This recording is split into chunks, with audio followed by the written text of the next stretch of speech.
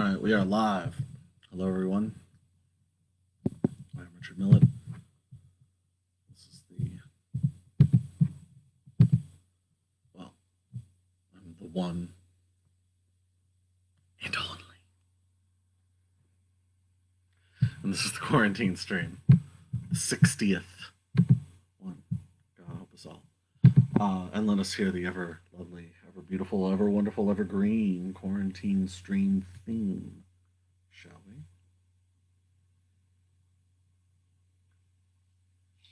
Life is but a dream in the quarantine stream. Beautiful. Hope you're all doing okay out there. Living life.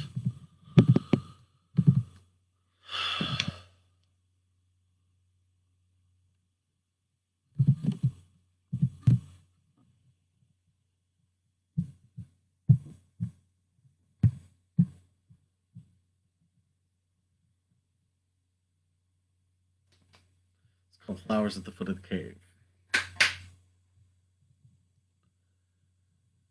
Swinging light bulb above a cracked basement window. A painting depicting the creation of creation. And a makeshift bed. I made up a new name for you that I'll only keep in my head. My head. Look at the jewel resting in the bottom of the wooden cup, or the stack of handwritten sheets explaining the steps of the ritual in rich, deep red. And the names of everyone there exist in my head. My head. Charcoal renderings of saints ripped from a magazine and pinned to the door, dented bits of metal shaped to make a mosaic and pushed into the floor. Quarter-inch thick spray-painted silver ribbons looped like ringlets in the air, and the floating stray white veins from a feather landing on your hair. Here I sit half childish, with freshly washed clothes strewn over the chair. A tray with orange peels, melon rinds, and empty glasses rests balanced on the table's edge, while I'm reading a map leading to a room more colorful than the womb, where I can overhear things other than gurgling and organs rushing.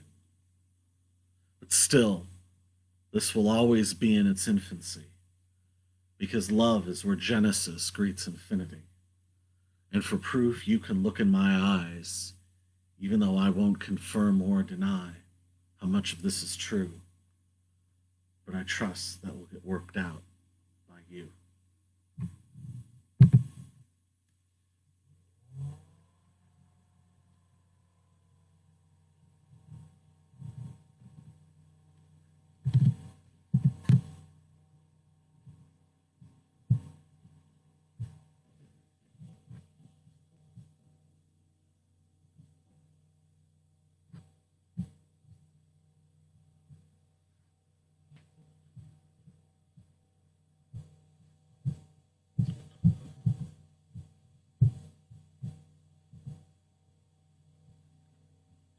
This is called Pool. Your love brings me peace. Your beauty brings me fantasy. Your thoughts bring me reality. Our love so naked and pure, of the dirt, of the clouds. Your strength gives me courage. Your dreams complete mine. Our circle forever revolving.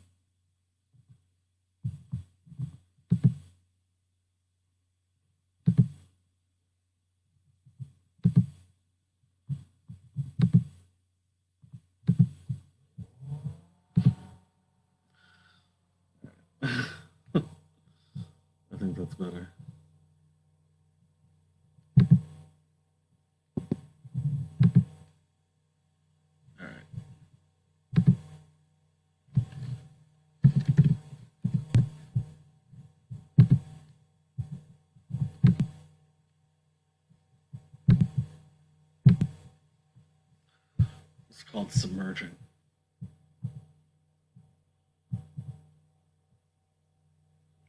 My thoughts stop. My muscles go slack. I sink into the gray water. I rise, pick up shells, and see something inside. I see a spotlight bathed in cream, a turtle swimming slowly, and bioluminescent plankton out past the reef. I am not the follower. I have nothing to prepare for. I am not the leader. I've got no form. At this moment, I'm no one's son, except for my father's father's father. My head stays underneath. No new oxygen, but for the time being, I've got all I need. I'm not the follower. I've got nothing to wait for. I'm not the leader. I'm just being born. At this moment, I'm no one's son, except for my mother, the clouds, the sun, the land, the water. All is one. All is one. I have come. All is one. Open reach. All is one. To infinity. All is one. Circle soul. All is one. Bird's beak. All is one. Silver seed. All is one. We have come.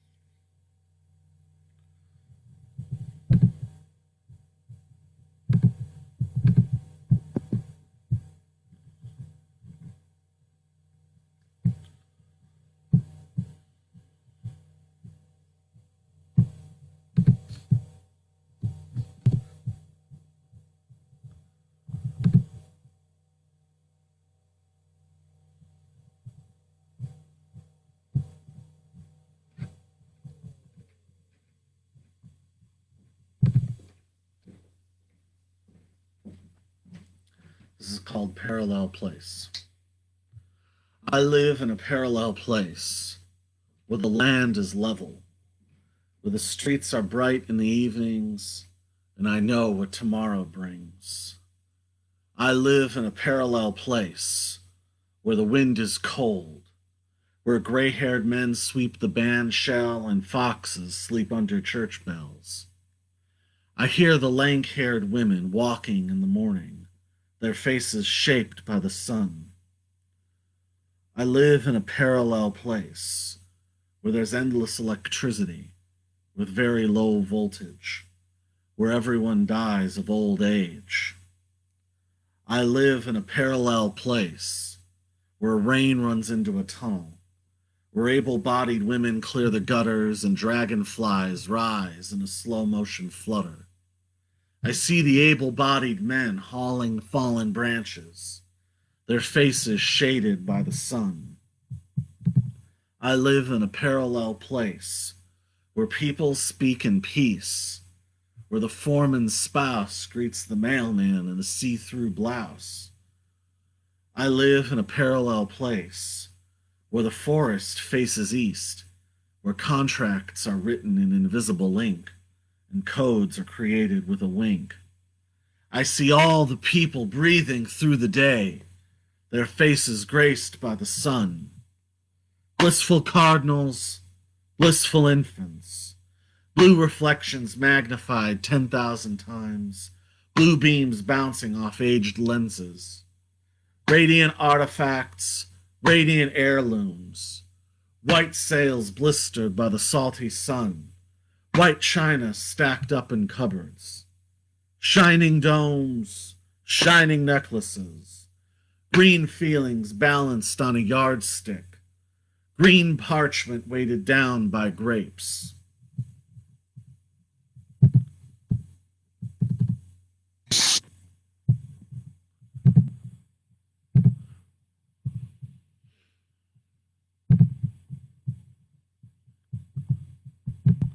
Excuse me.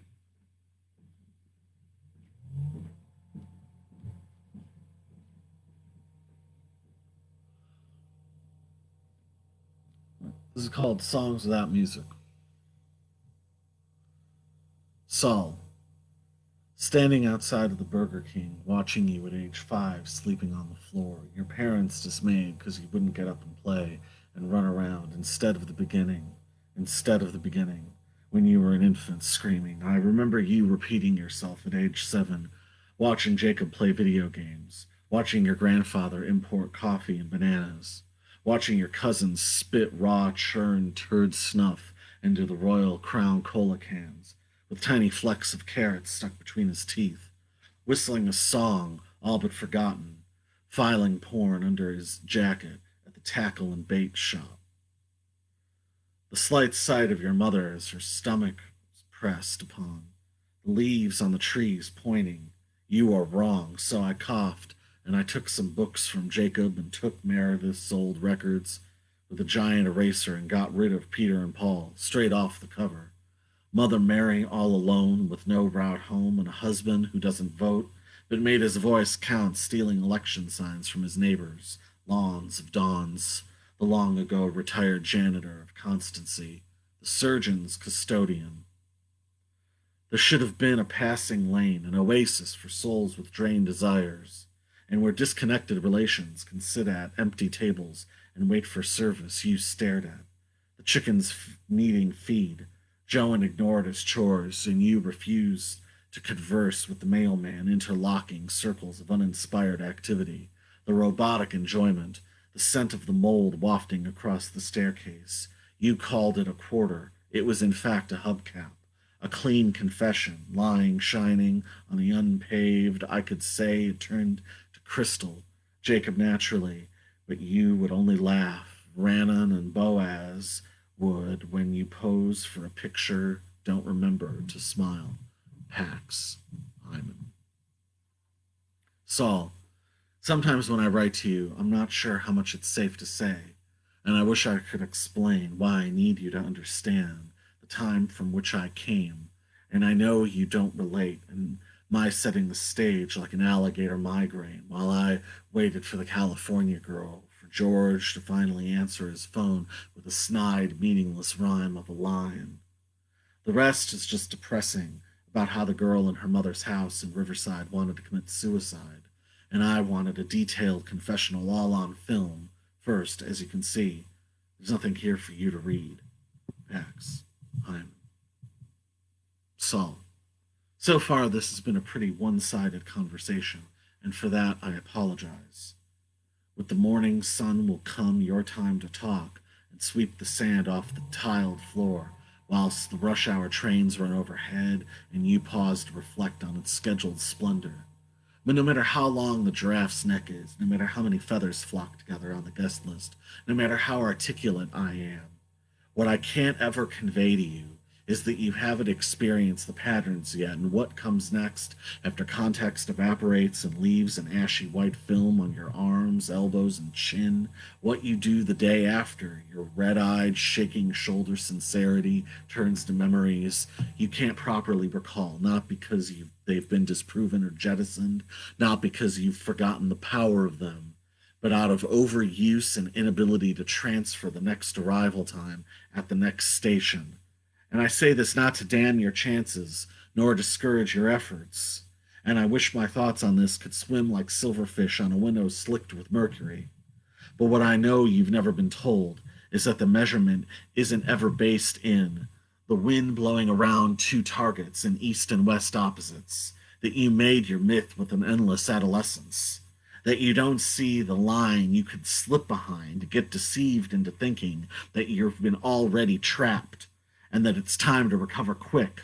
No, You've still got several years left to go, and the energy is waving and clear, and I may make up my mind about you this time, but neither I nor your godfather lied when we said it's not a trick. It's not from dreams, nor a passing secret. You should spread your fingers when you're told it isn't magic. The world, the world, the world. Life on this planet. Sometimes I get so distanced when I'm racing against myself, screaming from scene to scene, a stranger who's numb to the touch, see the back of his head in front of me. My life. I fear the enemy from the mist and the enemy within, the wealth of the ego, what I might invoke at my most careless after I've abandoned rest. So I sit up all night and wait, concentrate, and consider the possibilities until the conversation between my stomach and spine has run silent and solid. Certain that I see consequence and evidence, give praise, feel my eyelids tick, and ask for forgiveness. And I must be honest, at the end of all this, I have a laugh at the idea of spending my life in a prostrated state of being endlessly apologetic, because I've seen too many people for whom hand-wringing humility is the height of arrogance, and to be joyless, to never wink or blush, is to give a convincing performance.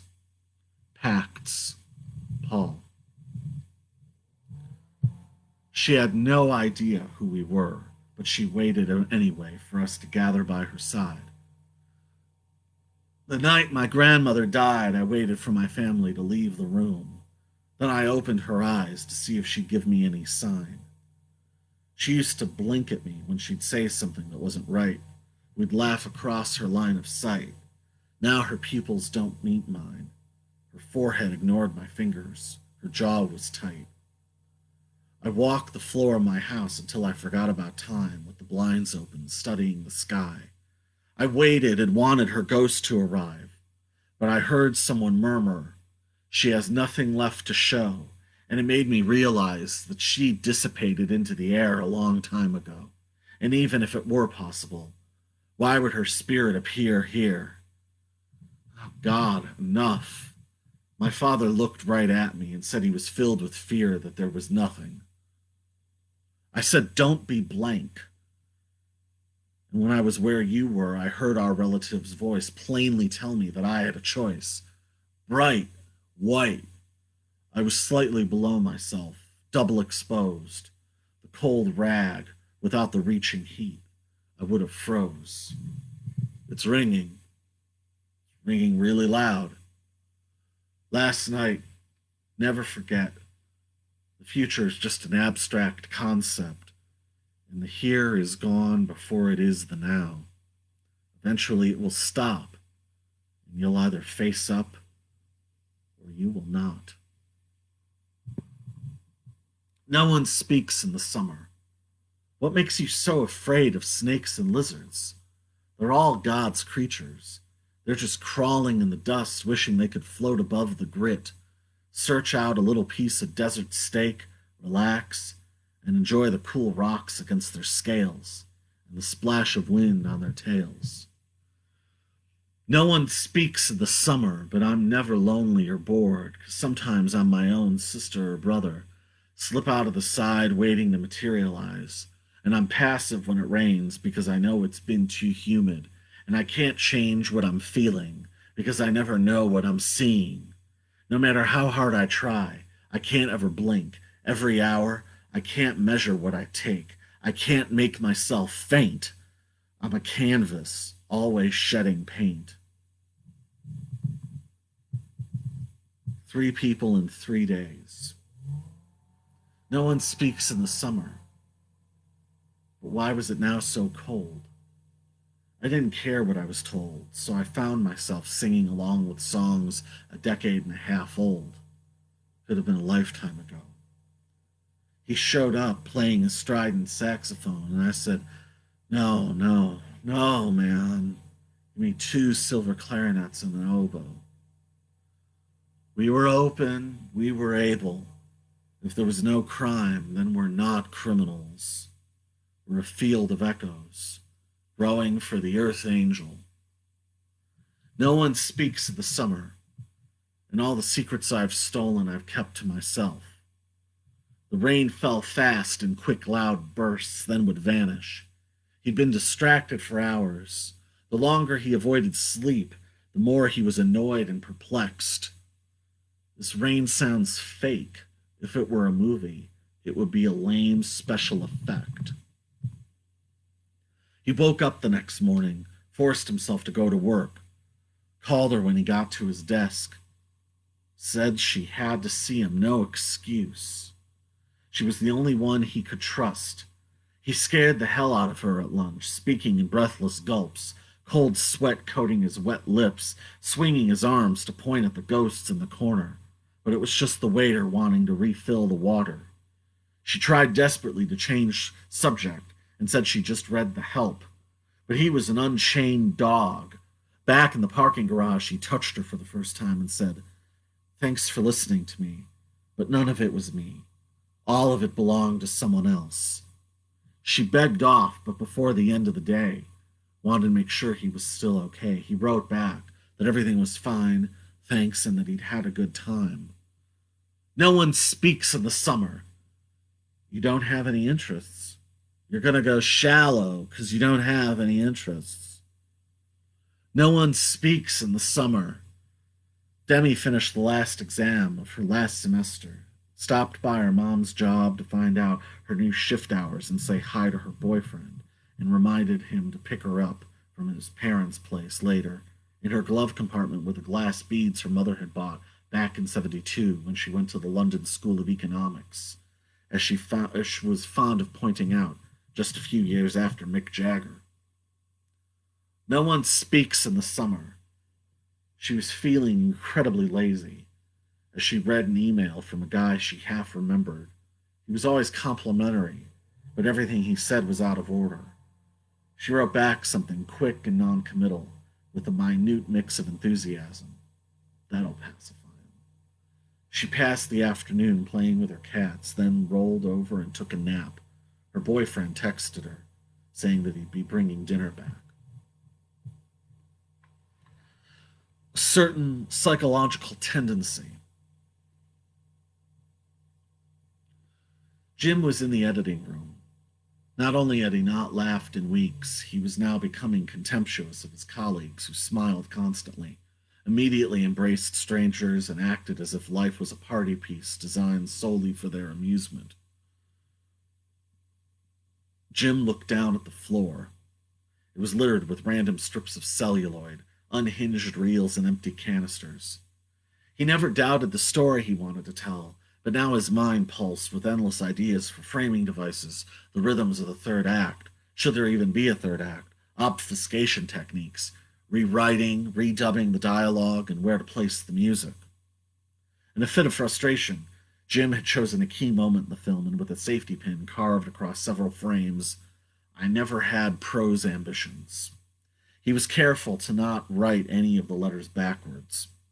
He wanted this to be seen, even if it was only subliminally. He had been in the small white room seemingly forever. He wanted a sound night of sleep.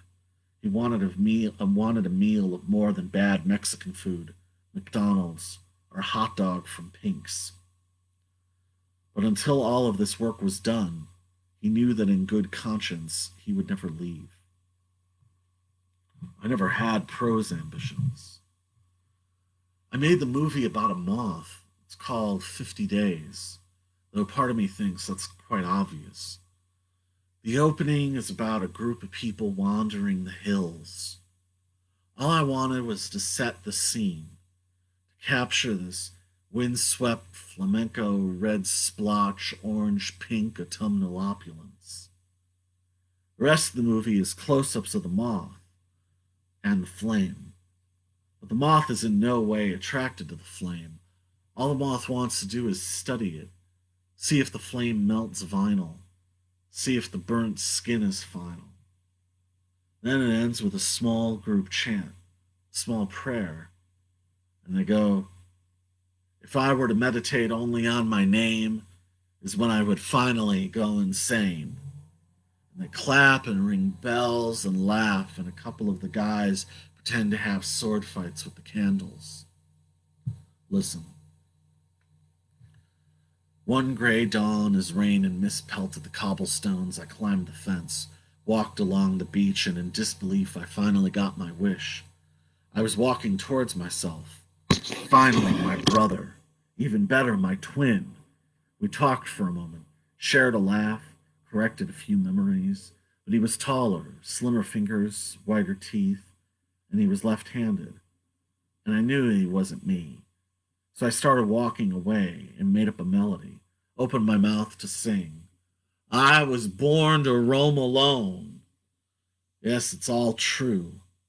That happened when I was 16. You wear a crown of flowers in a field of trees in Southern California, singing in Spanish, running along the Valencia oranges. But I can see you're really an apple, an eggshell frock with a laugh that could sail over a sequoia. Garden of paradise, sparrow flying in your mind. The hand of the past is touching. You emerge from the bath filled with milk and lilac. Pale blue light is flowing. My whole life I've been writing songs without music, and there's no mystery without a clue, except it's all true, and you can sing along if you can hear the tunes. In the time that I am breathing, we are looking for life in the big new world. Spent a mile with an open mouth, looking at the lantern for a route. Everything's in and everything's out. And we are looking for new life in the big world. The fruit got spoiled when it was protected, but the seeds got resurrected. The wheel turned around and we had electric spasms. We walked in, then we walked out, looking for new life in the big world.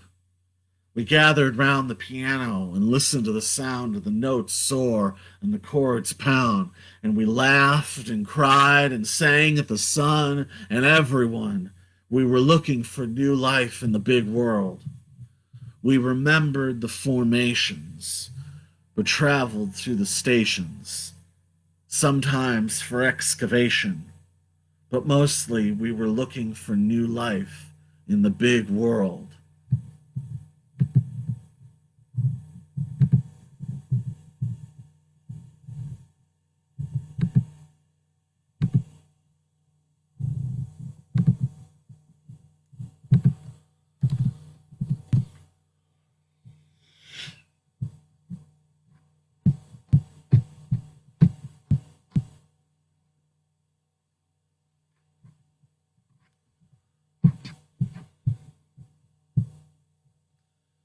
This is called Shower. Graceful heaven falling, encapsulating caressing beauty, swimming in a small cherubic pool, heightening and deadening, red waves surging in elegance, crest of peaceful thoughts floating over my brain, universal pulse.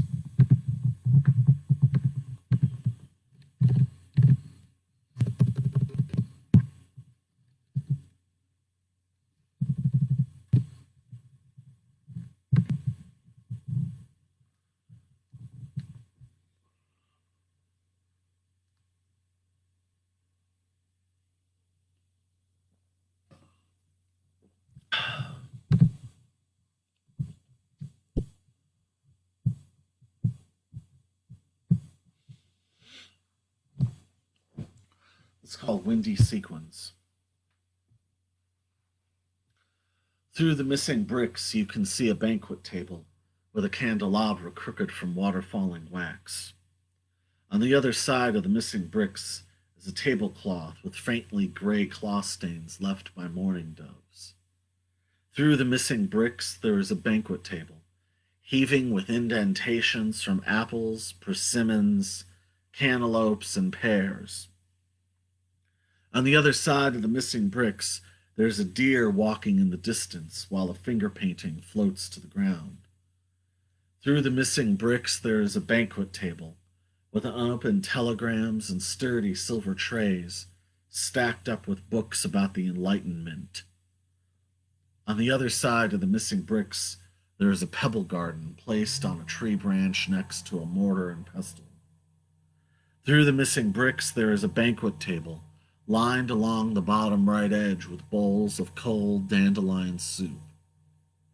Seated 45 degrees away from the banquet table is a man with a salt and pepper waxed mustache humming waltzes and complaining about the distortions of sounds and colors.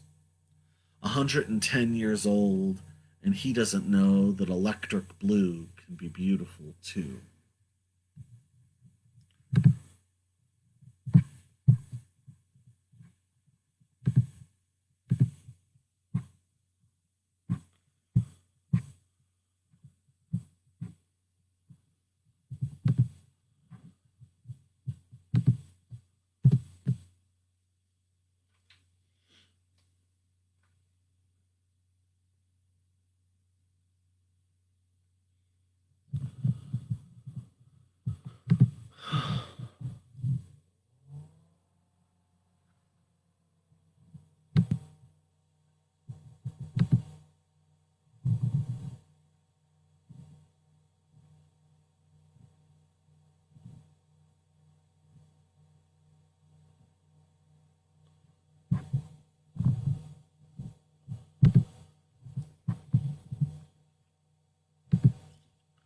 This is called Shedding Skins.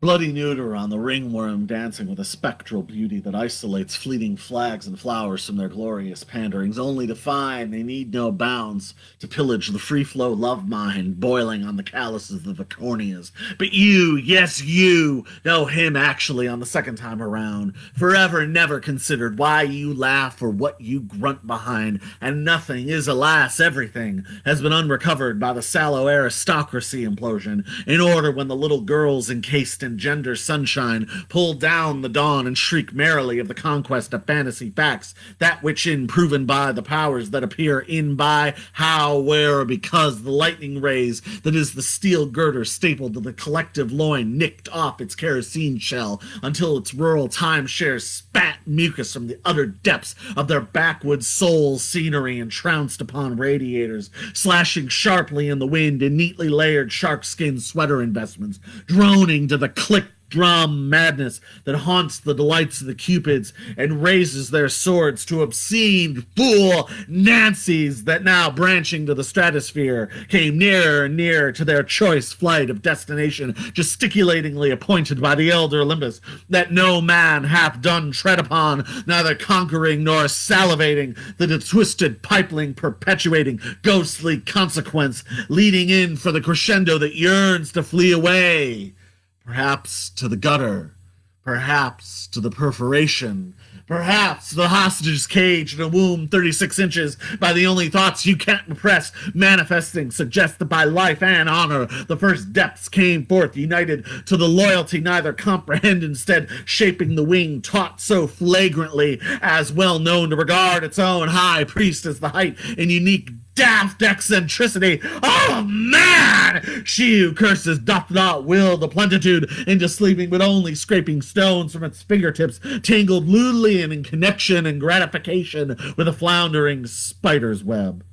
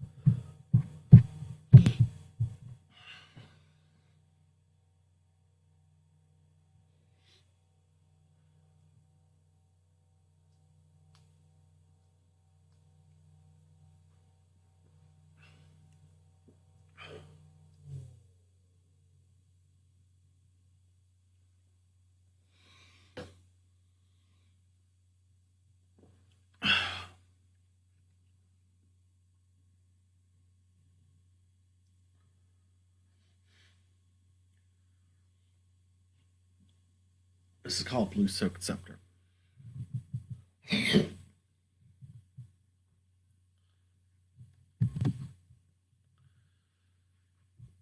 kink in my neck that runs to my kidneys, distracting me from movies I've long since memorized and repeating quotations I've lived inside of, and I've no desire to rewrite history that doesn't concern me. When what I didn't know already felt familiar, when I saw the inscription on my commemorative plaque had been worn back to smooth silver, when I slipped behind the mist, changed clothes, washed my hands, and shaved, with no light and with no intention of anyone seeing my face for a while, I was willingly walked through a coal-stained city lot and deposited in the back seat of an already running windowless army green car, which was then locked from the outside. Mary! Had I abandoned my practice, committed an indirect affront in my brief absence? My name is Keith. The beggar at my door raised his arm but soft while I listened to his parables that had no center. My name is Luke. With an auspicious mistress beside me, I looked at a baby looking out a window at fluttering street signs. My name is Julia. My temper was gentle as I read a sermon called, "Are You Here to Celebrate the Death of Death?" My name is Giles. I wish that I had been obscured when my ears were bitten with endearment while I was plainly ignored. My name is Grace. I was observed by 3 people whose accounts proved suggestible and fractured. My name is Abigail. I faced hard construction when I, in truth, spoke forcefully about my forged fingerprints. My name is Morgan. I spent twilight emptied, save for sketching a red tunic on bent paper. My name is Brooke. I was registered in a hotel under an assumed name and made lists of families I pitied. My name is Gabriel. I singed my hair and clothes trying to be recalled.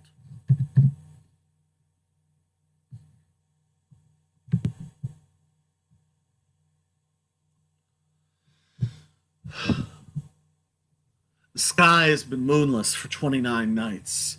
Why couldn't I stay? I was bothered by the way the streetlights hit the trees and reflected off the leaves. I took a knife and short length of rope. 6 hours later, I'm waiting for you to arrive, carrying a scepter and wearing a breastplate with frayed shoulder blades and exhausted eyes. I'm waiting for you to arrive, sitting cross-legged on the sodden deck with wayward souls who were barely seen. I leapt off the ledge and was soon out of haunt as I climbed the concave shores, wondering if I should forage, catch a gudgeon, or eat unbruised fruit that had fallen. The gravelly, guttered soil gave way to encroaching forest, dense with rows of weighted, wet purple limbs that succumbed to gravity and wind. Then abruptly I was in the center of a champaign, and the only objects I found were short rows of tree stumps and stones, each carved with the query, "What made you look here?"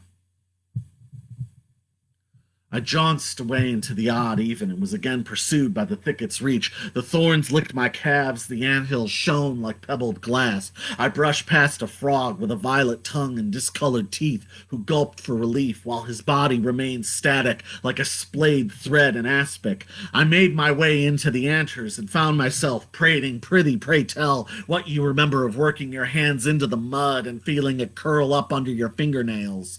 It feels like a relic reunited with its original setting after having been figured lost, or only seen in a dream.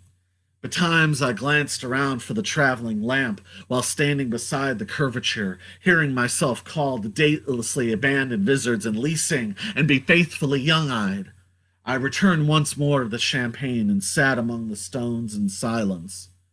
But I received no visions or visitations, no inspiration to invent an incantation, and in this vacuum of communication, I only experienced the sense or perchance suggestion of the imposing press of eras and atmosphere.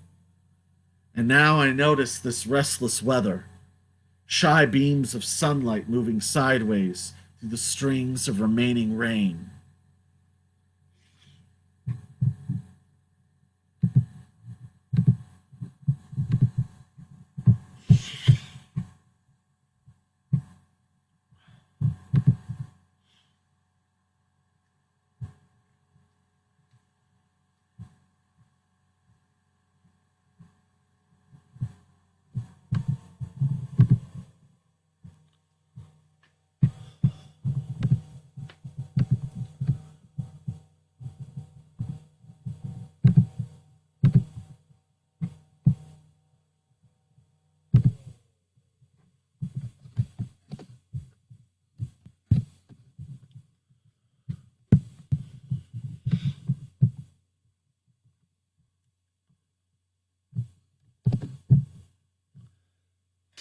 called physical copies. Actually, yes. Physical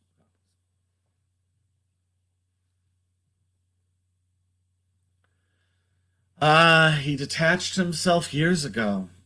Spent every night this week with his face in his phone, or making excuses why he cannot come home. What is he looking at for so many hours? Where does he go?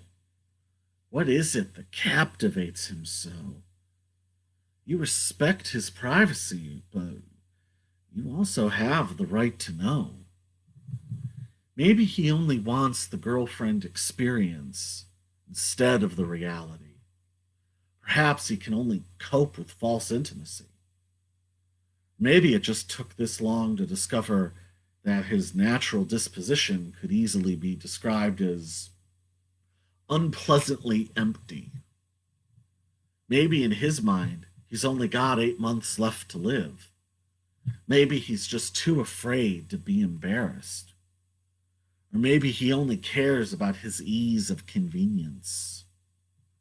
You figure he can't even remember the memories that you treasure. You catch him glancing at you and wonder if he's recalling something he once heard Mr. Blackwell say. More hardware, less personality. What does he spend his money on? All you know is that he never has enough. And he doesn't buy the things he used to show interest in, and he certainly hasn't gotten you a gift in months. He doesn't seem to respond to your new clothes, makeup, or perfume. And then there's the most disconcerting fact. When you realize that even the implants won't bring him back.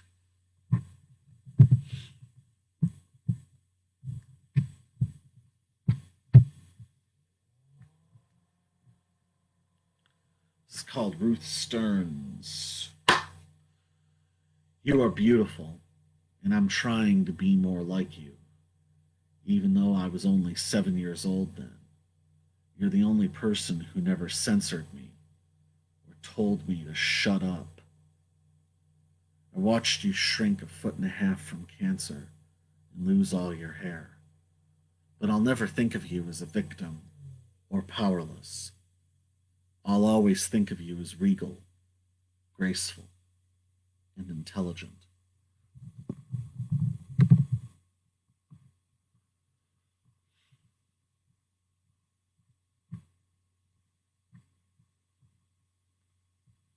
This is called Investigating Mitsy.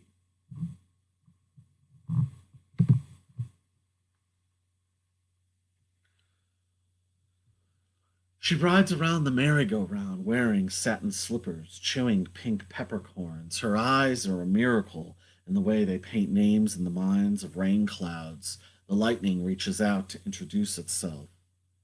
The Queen of Atlantis draws filigree for the king while he's taking his bath. Bristling lips kiss the teeth of the key ring and lick ankles and mouth. She holds a bouquet of clarinets, wearing a lavender herringbone robe and nodding at buckets of soap. Her elbows hold her weight on the sand dune decorated with still wet seashells and teacups half filled with a treacle she pours out onto tree roots.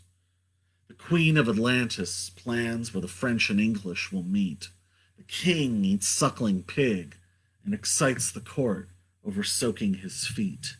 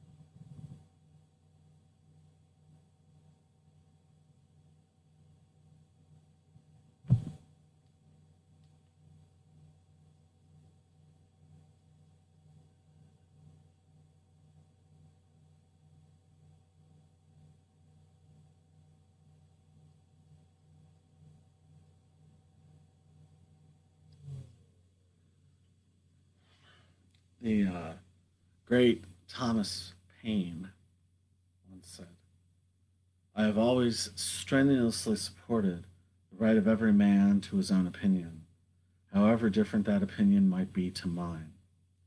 He who denies another this right makes a slave of himself to his present opinion, because he precludes himself the right of changing it. And the great poet Amory Baraka said, a man is either free or he is not. Therefore, cannot be an, there cannot be an apprenticeship for freedom. I sort of fucked that up, so we'll do it again. A man is either free or he is not. There cannot be an apprenticeship for freedom.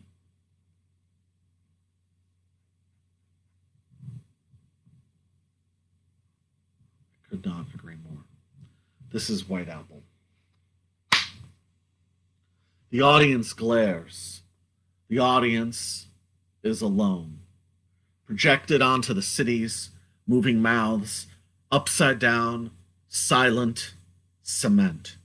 Struggles for breath, lets the water run, walks with a stilted, failing gait. The water runs in the documentary. Behind the page, a lesson in taking what you need, wanting to know so bad, so thirsty, so eager for the seed. Roman columns, deep shadows, buttressed arches, falling collective breach. Eyes cast upon the outer circles, eyes cast upon the oval rings over the sea, eyes cast on eternity, eyes cast on maternity. Then across the alley, across the street, he can see cracks in the statue's feet. He crashed his car against a building, against a lamppost, fluttering fingers ivory, dancing around, darting mercury. The survivalist juts forward, head leering off the shoulders, sees the wet walkways glistening over, enunciates to nobody listening, his face an impression in plaster, refers to a thought he had earlier, but it's too austere to articulate. He's had too much sugar to hold his hands straight. As the glass carton breaks, he collapses, the cream running parallel over his veins. The audience on stage, the public face encased in a clear plastic capsule with evenly explained rules typed on an eggshell card displayed underneath, each remark catalogued and critiqued, each dismal dismissal a prized antique. Washed clean when the day ran dry, the only dot in the satellite sky, the audience needing permission, needing drink, needing oxygen again. The combination hidden in international waters, the shadow shining on the light. Everything is in plain sight secret. A camera on its tripod, spinning a circular angle, a code transferred, captured, held by an ascending angel. All are welcome, but come open-handed, without guests or family. You'll enter easier naked, and your intentions won't be mistaken. Jagged rocks under the rushing river, which lead to the lake. The scene is a remake, a three-point star shape, superimposed with stretching hands making a cityscape, and cold exhaling, creating hovering clouds. Silent! Take out the sound. I want to hear the rushing. I want to hear the pounding. I want to hear the happening after the action. The empty air in my ears. I want to hear the flying birds make their calls. Hear the echo reverberate off of ancient stone walls.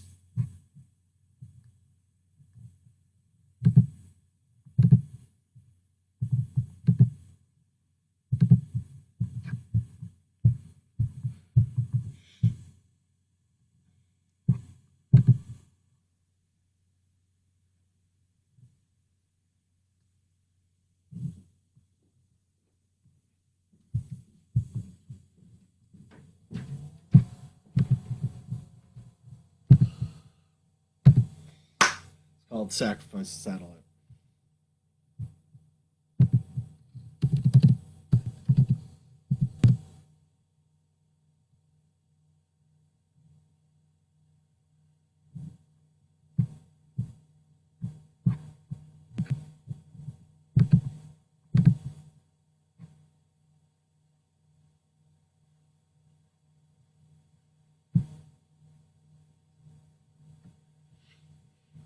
actually.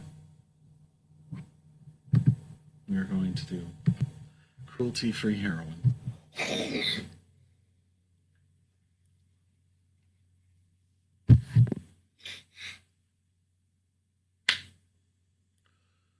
The Guardian goes mad, the sun rains against their eardrums, indistinguishable from Morse code tapping on a copper plate. Yes, when the Guardian has gone mad, they're found singing love songs to tanks, draping staircases in flags, breaking car windows to decorate their faces with the glass. When the Guardian goes mad, they're captured pushing a pickaxe into an LED screen and detained for threatening to throw snakes at gas station attendants. When the Guardian goes mad, people suddenly remember to turn on AM radio and patiently follow guidelines before filing a full report. Though there are always doubters and passers-by who start conspiracies, the usual being that this was some sort of planned distraction. If the Guardian goes mad, they'll arrive at every awards ceremony with a mirror in hand and a ribbon under their chin and make demands to review the voting processes when they don't win. If the Guardian goes mad, they'll rue the day they lost control of their relationships, spending weeks hiring staff to bury paperwork they'll insist doesn't exist. If the Guardian goes mad, all their meals shall consist of orange peels pulled from chain-link fences and burned coffee flavored with molded peach preserves, though there are always doubters ready to offer an opinion of unverifiable proof summarizing that death and maps are the only real measures of impact. Can you imagine being that fucking sick? If the Guardian cracks up, they'll spend bleak days envisioning trees committing suicide, grandmothers doing crystal meth for the first time, and gnats smeared into toothpaste. If the Guardian cracks up, 7 strangers stuck in a bank will claw at each other to seek cold air in the vault and wait for their families and firemen to arrive and dig them out. If the Guardian cracks up, pirates will walk their own planks and devour themselves once they hit the water, thrashing back at their gnashing teeth, running the seas red until hunter and prey are finally won. Ignorance, arrogance.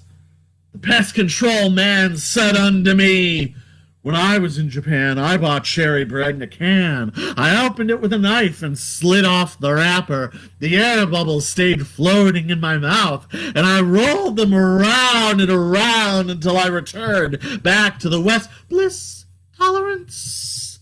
The pest control man said unto me, "Sometimes my apartment building turns into a vending machine, and I get deposited out into the evening to provide goods and services for lucky couples with good taste and a few wandering dollars to rub together." This is Sacrifice the Saddle. Moments before dawn, phone ringing, unable to suss if it was happening from impressions born in shallow sleep while lights flicked on in neighbors' windows. Or as the drift seized me back in, we were gun runners trapped in a house, detained by police, threatened by rivals, but I was able to slither out a side door and stuck away to a cafe where I was supposed to summon assistance, but decided instead, the hell with them. I was called to a room. The walls of the hallway were blue, and when I entered, there they sat, looking exactly as they did in 1984. When one spoke, there was no sound from their mouths, but the words synced loudly in my skull. Crushed flowers float downstream in the rainwater, and handmade smokestacks drip steam on half-awake blades of grass. New nuns count the gray hairs of their predecessors as they scan old photographs. Will they question who's alive in heaven? Are their words papering a mountain? They will have a moment where they behold the beauty of an empty screen or unplowed, snow-covered street. Lost in a world between are the souls who only dream when looking up. Thick, shimmering splotches of gray grease liquefy and start to drip down rust-colored walls of skins, watched by a babe with a flash bulb embedded in their wrist, who sits on gouged black and gold tiles in the center of a disused ballroom dance floor among carelessly flung piles of metal prong monitors, cords, discs, and spilled coffee grounds, broken vodka bottles, and asymmetrical platinum wigs. Every year there's a whisper the inventory will get a clean transfer. Winston Dubois knew the money recovered was wrapped in a mosquito net and secured in the back of a carriage. The horse stopped in front of an Air Force base, which got inadvertently captured on videotape, with the footage dissected by theorists for decades. Desmond Hampton learned Tony Chamberlain had double-crossed him as he drank milk and clapped erasers together outside his classroom. His signature had been forged and hidden throughout the system. The younger best brother thinks, if only I were a CEO buying companies whose names I don't know and could leverage my credibility to simultaneously flaunt my status and champion myself as an obscurity. While the older best brother thinks, if only I were an oligarch and had a tapestry of machinery to do what I want, live in seclusion, invest in rare art, and pay for a hooker who looks like my daughter. Lost in a world between are the souls who only dream when looking up. The beams of starshine light land everywhere and leave valley-wide fingerprints for 7 years. Minute glass tubes can shiver without bursting, squidding on glistening diamonds laid out on linens, spirals scrawled on maps with the location leading inside a puzzle box, while a fungus slides up to a microscope and mixes with vinegar and bleach. Circles of sapphires line the linoleum tile with a surface so improbably clear it mimics a screen. Lost in a world between are the souls who only dream when looking up.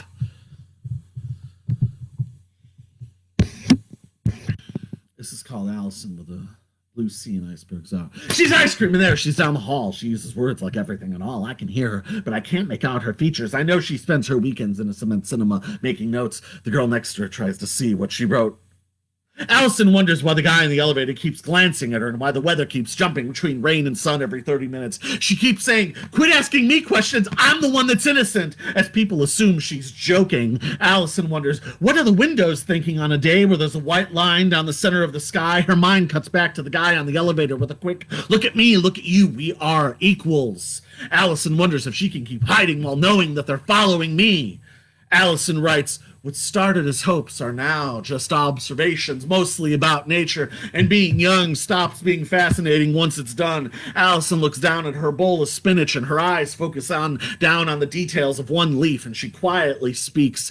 An atheist sees this and can only think of the mud it grows from.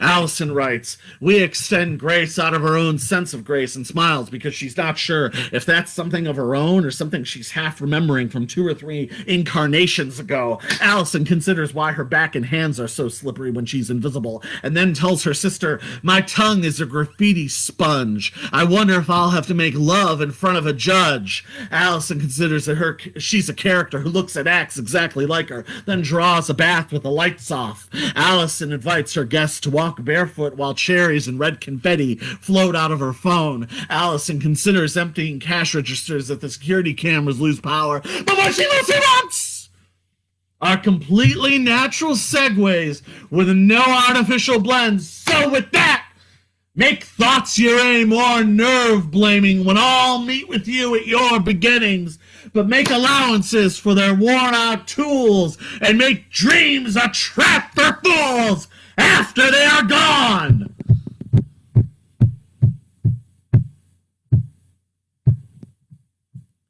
It's called White Cello.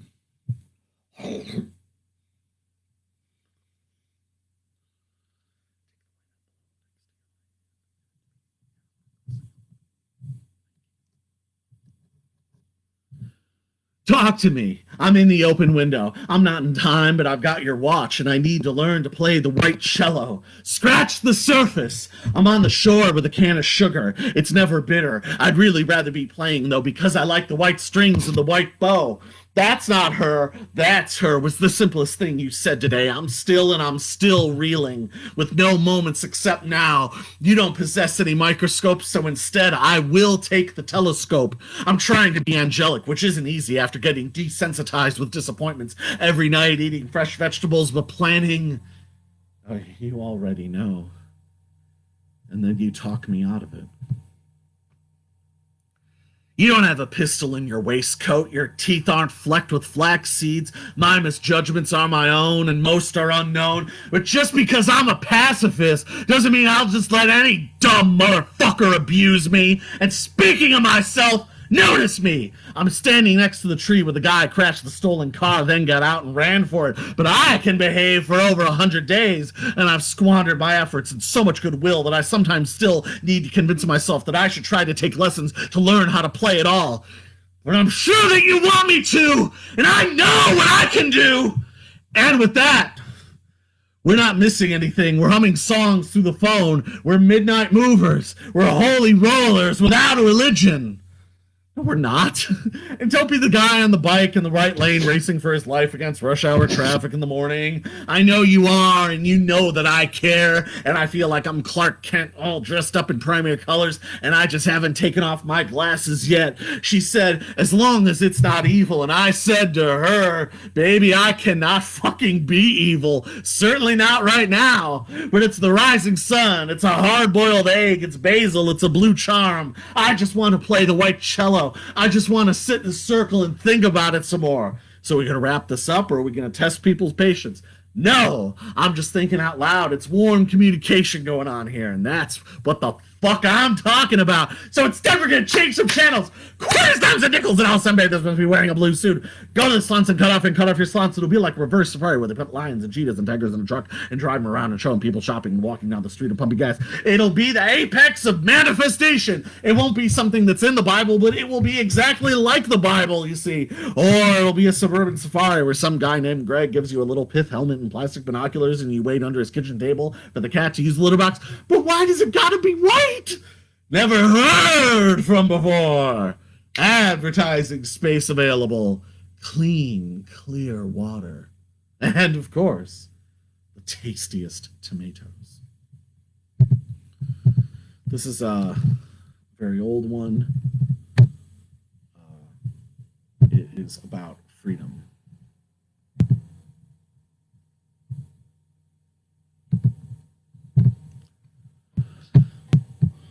This is Neil and Bobby Sakatini.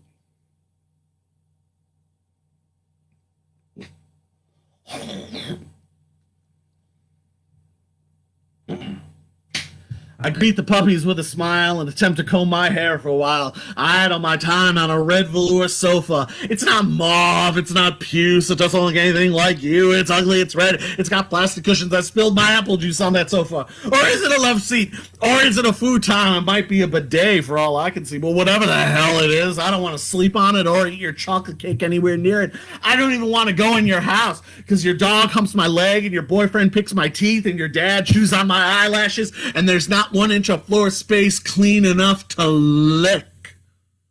You turn my water brown.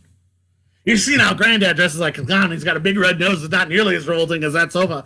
So by the way, I'm not coming over tonight, so quit following me down the hall or hitting on me in the toilet stall, because any house with that much Elvis on velvet won't find me on their front porch swing or their Norman Rockwell painting. But maybe I will drop by, dressed in armor and a satin hat with some flowers for the maid and cocktails for the cat that never got me in the sack of the muzzle for that goddamn dog. And I'll cut out your nose hair and put it on your pancakes and yell, "Scepter!" so the butler can take a night off and throw some darts at Granddad. And for dessert, I'll serve pigs in a blanket garnished with spaghetti Suzette with some lighter fluid and Lockyer Moss pubic hair to torch that fucking sofa to the ground, because it ain't our decker no matter how hard you try to swing it. And the vinyl siding may go up in flames, but it really ain't Little Pink House after all. Now he's a toots. This is the last piece of the night. I hope you've had a wonderful time. This is, of course, In honor of the great ones, those 9 girls who are so fucking fabulous, who we love so much. They are, of course, Gio, Nyan, Momo, Diane, Jungyan, Sana, Mina, Sui, and Chaeyoung. It's called Dance the Night Away. A blue wave sprayed gently onto the window. It remained an unfaded crescent reaching over the rooftop. Birds flew through untethered. Droplets yawned in sonorous applause. The shape succumbed, giving way by matching passing movements. As when water splashes in the sky, a maypole stands unraveled while a sunfish kisses a butterfly. The fences were then a canvas, soaked tissue paper sprung over electrical wires, fragile forktails freshly shaven. As bronze tiger beetles glanced up at the heavens, dance the night away! All right, everybody. That is another exciting edition of the quarantine stream. We hope that you've enjoyed yourself. By the grace of God, we will be back next week. And let us hear the quarantine stream theme one more time, shall we? It's not going to just do that. It's not a fucking robot, Richard. All right.